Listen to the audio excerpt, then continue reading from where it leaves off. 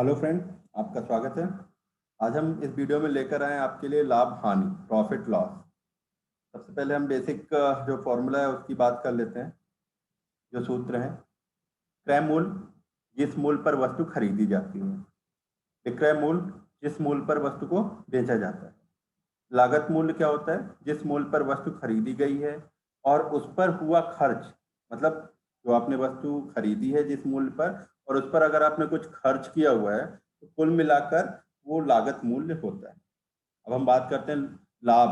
यहाँ आपको लाभ कब होता है, प्रॉफिट कब होता है, तो विक्रय मूल्य माइनस क्रय मूल्य, मतलब जो जिस रेट पर, जिस मूल्य पर वस्तु आपने बेचा है माइनस जिस मूल्य पर आपने वस्तु खरीदी थी। और अगर हानि की बात करें तो हानि क्या होगा, क्रय मूल्य माइनस विक्रय मूल्य, मतलब जिस मूल्य पर आपने वस्तु खरीदी है माइनस जिस मूल्य पर आपने वस्तु को बेची है। ठीक है। अब हम बात करते हैं लाभ परसेंटेज की। तो लाभ बटे क्या होगा, लाभ बटे क्रय मूल्य गुणे 100, और इसी को हम लिख सकते हैं विक्रय मूल्य माइनस क्रय मूल्य बटे क्रय मूल्य। ठीक है। हानि परसेंटेज की बात करें तो हानि बटे क्रय मूल्य गुणे 100, इसको हम और लिख सकते हैं क्रय मूल्य माइनस विक्रय मूल्य बटे क्रय मूल्य। ठीक है। अब इन्हीं दो फॉर्मूलों के हम दूसरे और तरीके से लिख सकते हैं। जैसे हमने यहाँ पर 8 नंबर की हम बात करें, विक्रय मूल्य बटे क्रय मूल्य बराबर क्या है, 100 प्लस लाभ बटे 100।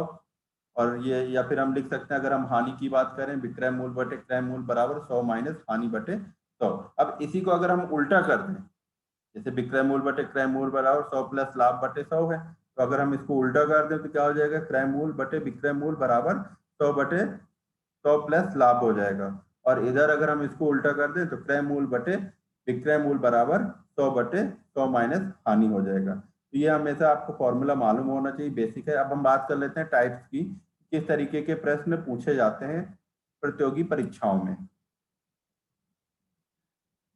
एक और हम यहाँ पर बात कर लेते हैं छूट या बट्टे की। अगर हम बात करें तो सबसे पहले तो बात यह है कि छूट या बट्टा जो होता है वो हमेशा अंकित मूल्य पर ही दिया जाता है। अंकित मूल्य मतलब जो वहां पर प्रोडक्ट में अंकित होता है, एमआरपी पर ही दिया जाता है। तो अगर हम बात करें अंकित मूल्य पर X% छूट देने पर, तो विक्रय मूल्य क्या हो जाएगा आपका, वस्तु का अंकित मूल्य गुणे 100 माइनस एक्स।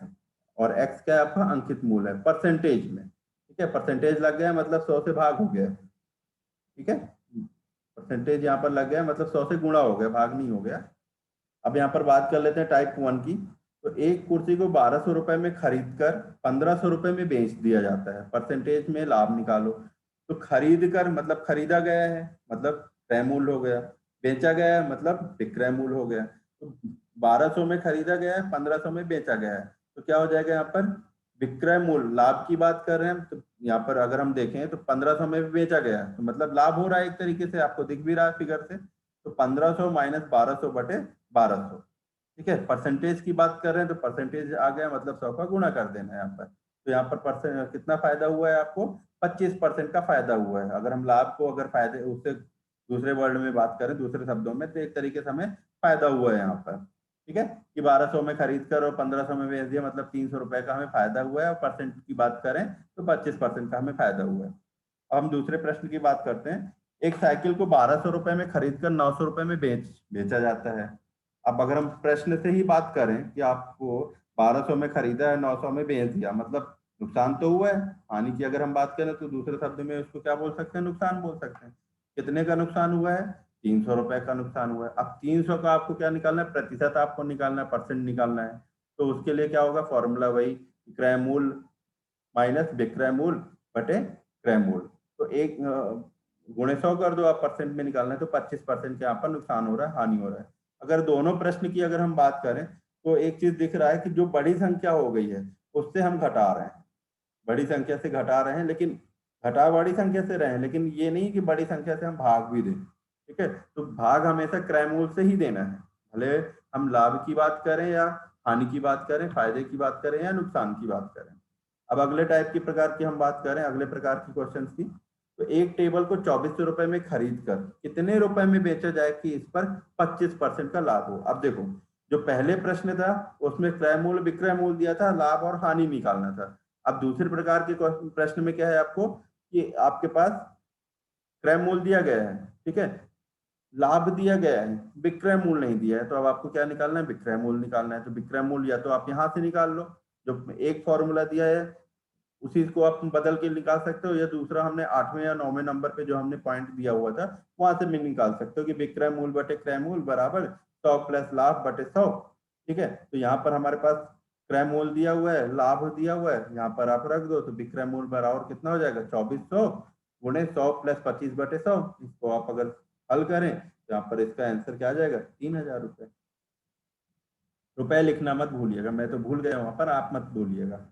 अब अगले प्रश्न की बात करें, एक किताब को 2600 रुपए में खरीदा गया है, 8% लाभ कमाने के लिए इस किताब को कितने रुपए में बेचा जाए। अब देखो वैसे ही क्वेश्चन है जैसे अभी हमने पिछला वाला क्वेश्चन किया हुआ है। यहाँ पर विक्रय मूल्य बटे क्रय मूल्य, मतलब सबसे पहले क्या है, आपको सूत्र मालूम होना चाहिए। अगर आपको सूत्र फार्मूला मालूम है तो आप ट्रिक में, मतलब आप मिनटों में आप प्रश्न को सॉल्व कर लेंगे। ठीक है, या तो एक फॉर्मूला मालूम होना चाहिए, आप उसी से दूसरे तीसरे चौथे बना सकते हैं। लाभ का एक मान कर लो और एक हानि का कर लो। ठीक है, उसके बाद उसी से आप बना सकते हो। ठीक है, तो यहाँ पर क्या है, विक्रय मूल्य बटे क्रय मूल्य बराबर लाभ 100 प्लस लाभ बटे 100।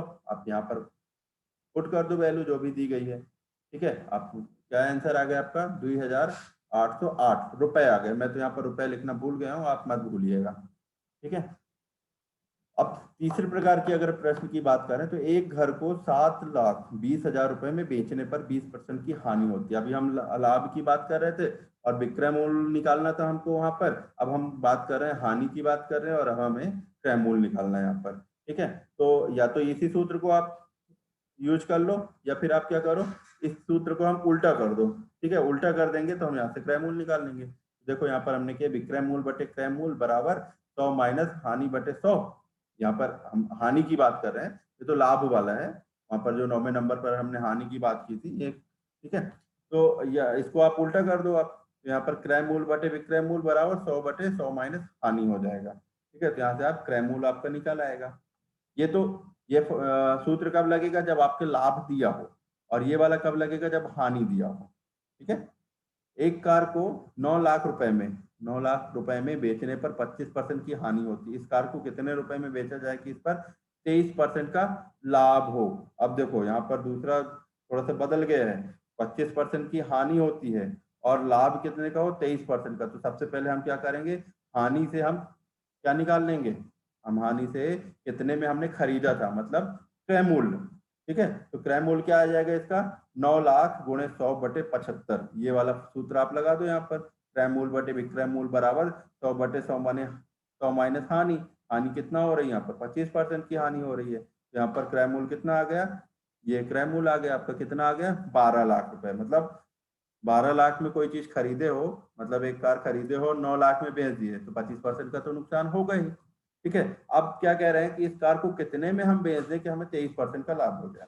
तो इसके लिए हम क्या करेंगे, हम विक्रय मूल्य निकालेंगे। विक्रय मूल्य के लाने ये वाला जो ऊपर वाला सूत्र दिया है ना, इस वाले सूत्र का उपयोग करेंगे। तो विक्रय मूल्य बराबर क्या हो जाए, जितने में हम खरीदे रहे हैं, तो कितने में हम खरीदे हैं, 12 लाख में हम खरीदे हैं। ठीक है, और क्या होगा, लाभ कितने का होगा, 23% का लाभ होगा। तो 100 प्लस लाभ बटे 100। तो यहाँ से हम अगर हम यही का सॉल्व करें तो कितना उत्तर आ गया बेटा, ये आएगा आपका 14,76,000 रुपया। मतलब एक कार जो 9 लाख में हम खरीदे रहे हैं वही का 23% लाभ कितना होगा, एक 14,76,000 में हम बेच दी। ठीक है, ये हमारा बेचे वाला आ गया। ठीक है, चलो अब हम बात करें चौथे प्रकार के प्रश्न की। 20 वस्तुओं का क्रय मूल्य कितना दिया गया है, 16 वस्तुओं के विक्रय मूल्य के बराबर है। अब यहाँ पर आपको लाभ या हानि निकालना है। इस तरीके के प्रश्न प्रतियोगी परीक्षाओं में बहुत आते हैं। ठीक है, तो ये यहाँ पर ध्यान दीजिएगा, यहाँ पर थोड़ा सा हमने कॉन्सेप्ट का यूज किया हुआ है कि 20 वस्तुओं का क्रय मूल्य किसके बराबर है, 16 वस्तुओं के विक्रय मूल्य के बराबर है। यहाँ से आपको लाभ या हानि निकालना है। तो ऐसे प्रश्नों में हम क्या करेंगे, उल्टा मानकर चलते हैं कि जो क्रय मूल्य होता है उसे हम विक्रय मूल्य मान लेते हैं और जो विक्रय मूल्य होता है उसे हम क्रय मूल्य मान लेते हैं। तो जैसे अगर हम यहाँ पर बात करें, 20 वस्तुओं का क्रय मूल्य बराबर 16 वस्तुओं का विक्रय मूल्य, तो 20 गुणे का को हम गुणे में बदल देते हैं। तो 20 गुणे क्रय मूल्य बराबर 16 गुणे विक्रय मूल्य। ठीक है, अब हम इसको भिन्न के में बदल देते हैं। तो क्रय मूल्य बटे विक्रय मूल्य बराबर कितना हो गया, 16/20। तो अब यहाँ से क्या हो गया, क्रय मूल बराबर कितना हो गया 16 और विक्रय मूल बराबर कितना हो गया 20। और अगर आप प्रश्न से यहाँ से देखें तो यहाँ पर क्या उल्टा हो गया ना, इसीलिए मैंने शुरू में बोला था कि ऐसे प्रश्नों में हम उल्टा लेते हैं, क्रय मूल को विक्रय मूल, विक्रय मूल को क्रय मूल। ठीक है, तो अब यहाँ से क्या हो जाएगा आपका विक्रय मूल माइनस क्रय मूल बटे क्रय मूल। देखो विक्रय मतलब विक्रय मूल कितना है, ज्यादा है, जब ज्यादा है तो ज्यादा में से घटाना पड़ेगा आपको। तो विक्रय मूल माइनस क्रय मूल बटे क्रय मूल, भाग हमेशा क्रय मूल से ही रहेगा। तो जब ज्यादा संख्या यहाँ पर आ रही मतलब लाभ हो रहा है, कितना हो गया 20 माइनस 16/16 गुणे 100, यहाँ पर कितना आ जाएगा आपका 400/16 मतलब 25% का लाभ हो गया, यहाँ पर 25% का फायदा हो गया। ठीक है, तो ये इस तरीके के प्रश्न प्रतियोगी परीक्षा में बहुत आते हैं, ध्यान देकर करिएगा। अब अगला प्रश्न की हम बात करें, 200 वस्तुओं की लागत मूल कितना, 250 वस्तुओं के बेचने के बराबर है। मतलब लागत मूल मतलब क्रय मूल, अब बेचने का मतलब कितना हो गया विक्रय मूल। ठीक है, 250 वस्तुओं के बेचने के बराबर, तो अब पर लाभ हुआ या हानि हुआ आपको प्रतिशत में आपको निकालना है। तो 200 वस्तुओं का लागत बराबर 2500 वस्तुओं का विक्रय। ठीक है, तो यहाँ पर हम ऐसे ही उल्टा कर लेते हैं, या फिर हम 20 गुणे जैसे यहाँ पर किया था वैसे कर लेंगे। तो क्रय मूल बटे विक्रय मूल बराबर कितना आ जाएगा 250/200। अब यहाँ से क्या देखें, क्रय मूल ज्यादा हो रहा है, ज्यादा से ही घटाना होता है, ज्यादा से हमने घटाया, और हमेशा भाग क्रय मूल से देते हैं। तो देखो यहाँ पर हमने घटाया तो कितने का आ रहा है आपको 20% का हानि हो रही है। ठीक है, अब लाभ और हानि कैसे पता चलेगा, लाभ और हानि आपको विक्रय मूल और क्रय मूल से पता चलेगा। विक्रय मूल ज्यादा होगा तो लाभ होगा, क्रय मूल कम होगा तो हानि होगी। अगले प्रश्न की बात करें, 12 कलम का क्रय मूल कितना है, 10 कलम के विक्रय मूल के बराबर है। 10 कलम के विक्रय मूल के बराबर है, तो लाभ आपको यहाँ पर निकालना है। तो क्या हो जाएगा, क्रय मूल बटे विक्रय मूल बराबर 10/12। विक्रय मूल ज्यादा हो रहा है, जब विक्रय मूल ज्यादा है मतलब लाभ होगा यहाँ पर। तो 12 माइनस 10/10 गुणे 100, यहाँ से कितना परसेंट का लाभ हो गया आपको 20% का लाभ हो गया। चलिए अब अगले प्रश्न की बात करते हैं। अगले प्रकार के 60 अंडों का क्रय मूल 75 अंडों के विक्रय मूल के बराबर है। यहाँ पर लाभ और हानि निकालिए। तो लाभ और हानि, 60 का क्रय मूल बराबर 75 का विक्रय मूल, तो क्रय मूल बटे विक्रय मूल बराबर 75/60। क्रय मूल ज्यादा हो रहा है, यहाँ पर क्या हो जाएगा मतलब हानि हो जाएगी। तो ठीक है, 75 माइनस 60/75 गुणे 100। अब यहाँ पर जो ऑब्जेक्टिव्स होते हैं, तो ऑब्जेक्टिव में कई बार लिखा होता है लाभ, ऑप्शन ए क्या दिया होगा लाभ हो रहा है, ऑप्शन बी में हानि हो रही है, ऑप्शन सी में लाभ हानि हो रही है, और कोई नहीं। ठीक है, तो इस तरीके से दिया रहता है। या फिर वहां पर लिखा होगा 25%, 20%, 20% लाभ हुआ, 20% हानि हुई, 25% लाभ हुआ, 25% हानि हुई। तो आप ये प्रश्नों को इस प्रकार से हल करके आप वहां से निकाल सकते हैं कि हमें हानि हो रही है या लाभ हो रहा है। ठीक है, अब अगले प्रश्न की बात कर लें। यहाँ पर 15 वस्तुओं का विक्रय मूल कितना है, 20 वस्तुओं के क्रय मूल के बराबर है। अब देखो यहाँ पर थोड़ा सा उल्टा कर दिए हैं। कैसे उल्टा कर दिया, अभी तक क्या था 60 अंडों का क्रय मूल, मतलब क्रय मूल पहले आ रहा था। अब यहाँ पर क्या कर दिया, विक्रय मूल को पहले कर दिया और क्रय मूल को बाद में कर दिया। तो हमेशा याद रखना, ये नहीं कि रटना मार दो कि वीडियो में हमने देखा था, लेक्चर में सर ने ऐसा पढ़ाया था तो हमने पहले क्रय मूल बटे विक्रय मूल कर दिया है। थोड़ा सा दिमाग का भी उपयोग करना है, और दिमाग का उपयोग करके हमें करना है भिन्न जो बनाएंगे। ठीक है, तो यहाँ पर क्या है, 15 का विक्रय मूल बराबर 20 का क्रय मूल दिया हुआ, तो विक्रय मूल बटे क्रय मूल बराबर कितना हो गया 20/15। मतलब विक्रय मूल 20 हो रहा है, मतलब विक्रय मूल 20 हुआ मतलब ज्यादा हो रहा है, तो ज्यादा में कम घटाएंगे और क्रय मूल से भाग देंगे। तो 20 माइनस 15/15 गुणे 100, यहाँ क्या हो जाएगा आपको लाभ होगा। कितने का लाभ हो रहा है 33 सही 1/3 का लाभ हो रहा है। अब अगले प्रकार के हम प्रश्न की बात करें, 36 संतरे बेचने पर एक फल विक्रेता को 4 संतरों के विक्रय मूल के बराबर हानि होती है। तो हानि बताओ आपको, मतलब 36 संतरे बेचने पर एक फल विक्रेता को 4 संतरों के विक्रय मूल के बराबर हानि होती है। तो हम यहाँ पर मान लेते हैं कि जो 36 संतरे हमने बेचे मतलब वो हमारा क्या विक्रय मूल है, और हानि कितने की हो रही 4 की हो रही है। ठीक है, तो क्रय मूल कितना होगा, जो जितना हमने बेचा है जो हानि होनी दोनों को जोड़ दो, क्रय मूल कितना आ जाएगा आपका 40 आ जाएगा। यहाँ पर हानि कितना हो जाएगी, क्रय मूल आपका ज्यादा है तो ज्यादा में कम घटाकर क्रय मूल से भाग दे दो आप। 40 माइनस 36/40 गुणे 100, यहाँ पर 10% की हानि हो गई। अब अगले प्रकार की हम बात कर रहे हैं, इस तरीके की बहुत प्रश्न आए हुए हैं प्रतियोगी परीक्षाओं में। कोई व्यक्ति 10 रुपए में 11 संतरे खरीद के 11 रुपए में 10 संतरे बेचता है, ज्ञात करो लाभ या हानि। या तो यहाँ पर एकीकरण का जो फॉर्मूला होता है कि हम पहले लासा मासा निकाल लें, लासा निकाल लें, ठीक है, 10 11 11 10 का हम लासा निकाल लें, और उसके बाद फिर हम एक संतरे का मूल्य इतना है, तो वैसे भी कर सकते हैं, और ये ट्रिक के माध्यम से भी हम कर सकते हैं कि एक तरफ हमने वस्तु लिख लिया, दूसरी तरफ हमने मूल्य लिख लिया, और यहाँ पर तिर्यक गुणा कर दिया, ठीक है। तो तिर्यक गुणा में भी क्या करना है आपको, पहले हमने क्रय लिखा है फिर विक्रय लिखा है, ये ध्यान रखना हमेशा, ठीक है। पहले हमने क्रय लिखा फिर विक्रय लिखा, और तिर्यक में हमने क्या किया, पहले इधर का इधर गुणा करना है, मतलब 11 गुणे 11 करना है, फिर माइनस कर देना है 10 गुणे 10 में, और भाग दे देना किससे, इसी वाले से, मतलब 10 गुणे 10 से। तो ये याद रखना थोड़ा सा, ये ट्रिक रहेगी, इससे बहुत जल्दी आप उत्तर सॉल्व कर लेंगे। अब देखो यहाँ पर जो आंसर आ रहा है वो क्या आ रहा है आपका उत्तर, प्लस में आ रहा है। जब प्लस में आ रहा है तो प्लस में आ रहा है मतलब फायदा हो रहा है, मतलब लाभ हो रहा है। कितने परसेंट का लाभ हो गया आपको, 21% का लाभ हो गया। अब हम बात कर लेते हैं दूसरे प्रश्न की। एक दुकानदार कुछ आम 15 रुपए में 6 आम खरीद कर, मतलब कुछ हम हटा दें, अगर यहाँ पर हटा देते हैं, एक दुकानदार 15 रुपए में 6 आम खरीद कर उसे 5 रुपए में 4 आम की दर से बेचता है, तो उसे लाभ हुआ या हानि हुई, ये आपको ज्ञात करना है। तो यहाँ पर हमने क्या लिख लिया, एक तरफ वस्तु लिख लिया, एक तरफ मूल्य लिख लिया, ठीक है, और यहाँ पर क्या कर दिया, गुणा कर दिया सिंपल से, 6 गुणे 5 माइनस 15 गुणे 4 बटे 15 गुणे 4 गुणे 100, क्योंकि प्रतिशत में आपको निकालना है। तो यहाँ पर देखें तो क्या आ रहा है, यहाँ पर माइनस में आ रहा है, तो माइनस में आ रहा है मतलब हानि हो रही है। कितने परसेंट की प्रतिशत की हानि हो रही है, 50% की हानि हो रही है। अब सातवें प्रकार की अगर हम बात करें, किसी वस्तु का अंकित मूल्य कितना दिया गया, 1800 रुपए है। यदि वस्तु के नगद भुगतान पर 20% की छूट दी जाती है, तो वस्तु का विक्रय मूल्य क्या होगा। जो हमने सट्टा और बट्टे वाली बात की थी, वहां पर सट्टे की नहीं बात की थी, हमने बट्टे की बात की थी। अंकित मूल्य पर ही हमेशा छूट दी जाती है।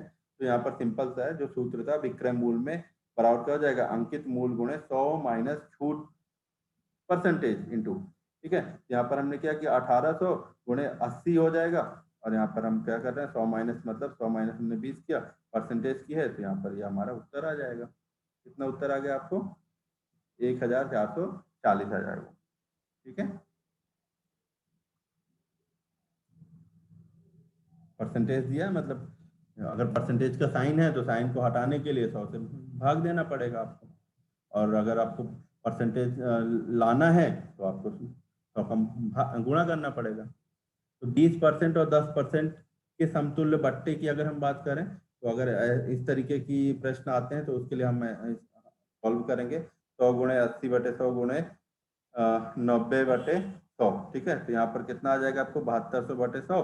तो ये 0 0 कट जाएगा, 100 माइनस 72 मतलब 28% आ जाएगा। मतलब 20 और 10 के समतुल्य बट्टा कितना हो जाएगा आपका, 28% के बराबर हो जाएगा। ऐसे अगर हम और दूसरे प्रश्न की बात करें, 30 20 व 10 के समतुल्य बट्टा बट्टा तो वो ऐसे हम सॉल्व करेंगे। यहाँ पर 100 गुणे 70/100 गुणे 80/100 गुणे 90/100, यहाँ पर कितना आ गया आपका 50.4। 100 से हम यहाँ पर घटा देंगे, तो 100 माइनस 50.4 बराबर कितना गया, 49.6%। मतलब 30 20 10 के समतुल्य बट्टा कितना हो जाएगा, 49.6 हो जाएगा। अब अगले प्रश्न की हम यहाँ पर बात करते हैं। किसी वस्तु को 2700 रुपए में बेचने पर 10% हानि होती है, तो इसे कितने में बेचा जाए कि 20% का लाभ हो। देखो पहले तो हानि हो रही है 10 की, और लाभ कितना हो रहा है 20 का, तो दोनों के बीच में गैप कितना हो रहा है, 30% का। कितने का हो रहा है आपका, 30% का हो रहा है। तो या तो 30% का गैप लेकर, और जो वस्तु को 2700 बेचने पर हो रहा है वहां से निकाल लो, या तो फिर ट्रिक के माध्यम से ऐसे निकाल लो कि 100 माइनस 90 किया 10% आया, और 100 माइनस 120 किया तो 20% आया।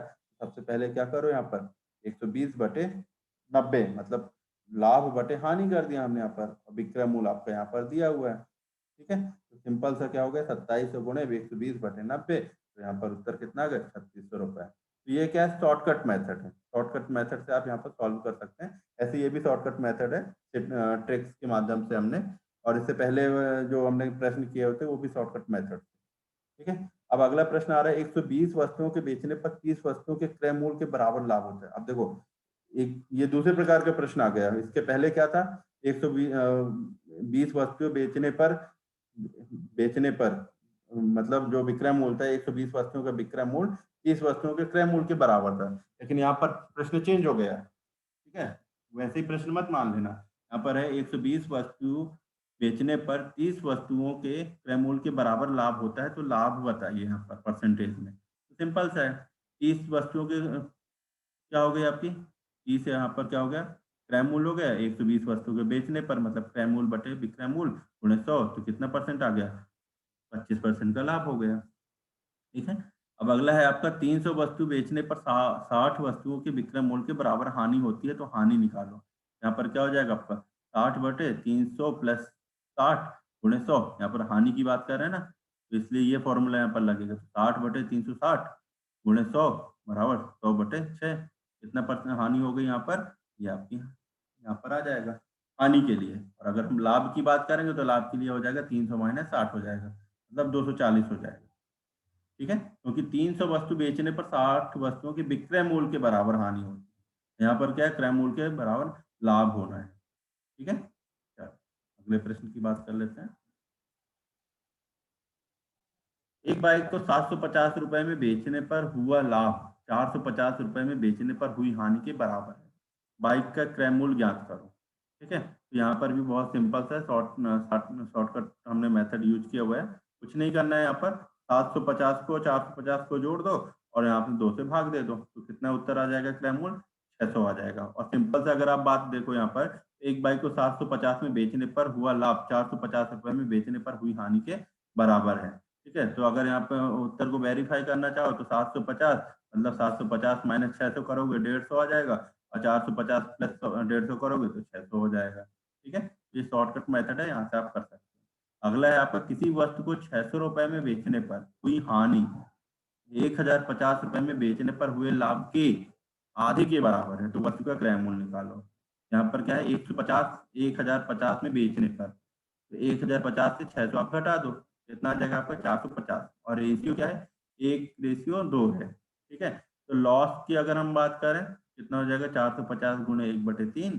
और अगर प्रॉफिट की बात करें लाभ की तो 450 गुणे 2/3। तो यहाँ पर हानि कितने हो जाएगी 150 हो जाएगा 150, और लाभ की अगर हम बात करें तो 300 आ जाएगा। ठीक है, वस्तु का क्रय मूल्य क्या आ जाएगा 600 प्लस 150 बराबर 750 क्रय मूल्य आ जाएगा। ठीक है, इस तरीके भी प्रतियोगी परीक्षाओं में प्रश्न आते हैं, तो ये ध्यान रखिएगा और ऐसे प्रश्नों को आप और ज्यादा से ज्यादा प्रैक्टिस करिएगा, अभ्यास करिएगा। अगला प्रश्न है आपका एक वस्तु को 600 रुपए में बेचने पर हुई हानि 1100 रुपए में बेचने पर हुए लाभ के 2/3 भाग के बराबर है, क्रय मूल्य ज्ञात करो। अब यहाँ पर क्या है 1100 दिया है 600 रुपए में बेचने पर। ठीक है, 1100 रुपए में बेचने पर हुए लाभ के 2/3 के बराबर है। आप मतलब 600 में भी बेच रहे हैं 1100 में भी बेच रहे हैं, तो दोनों के बेचने पर कितना हो रहा है 2/3 भाग के बराबर हो रहा है। ठीक है, यहाँ पर हमने क्या निकाल लिया जो दोनों के बीच में अंतर है 500 का, उसमें हम 2/3 से गुणा कर देंगे तो क्या आ जाएगा आपका 200।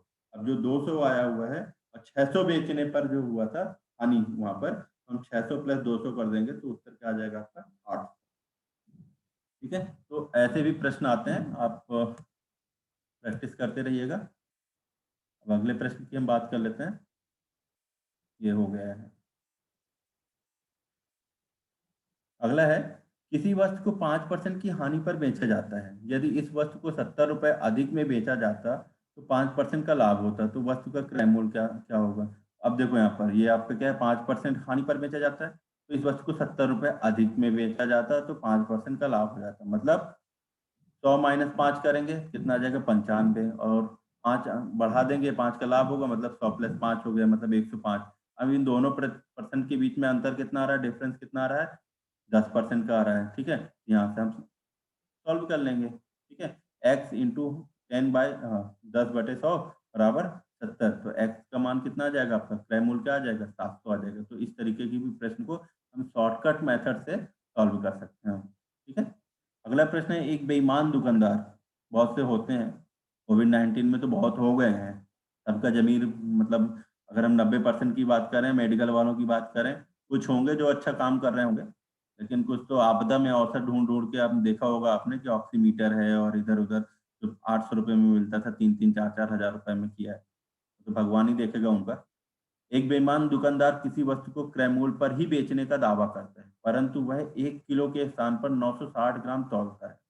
ठीक है, अब ये बहुत से दुकानदार क्या होते हैं इलेक्ट्रिसिटी वाले जो अपने तराजू चल चल गए ना उसमें भी कुछ ना कुछ नुकसान निकाल लेते हैं कम करने के लिए। और जो पहले पुराने ज़माने के थे उसमें कुछ न कुछ चुंबक वगैरह लगा देते थे। ठीक है? तो एक बेईमान दुकानदार किसी वस्तु को क्रय मूल्य पर बेचने का दावा करता है, परंतु 1 किलो के स्थान पर 960 ग्राम तौलता है। ठीक है? तो अब 960 ग्राम तौल रहा है मतलब 40 का लाभ होगा। कितने का लाभ होगा? 40 ग्राम का लाभ होगा, दिख रहा है यहाँ से। 40 बटे 960 गुणे 100। ठीक है? यहाँ पर कितने का लाभ हो कितने परसेंट का लाभ हुआ?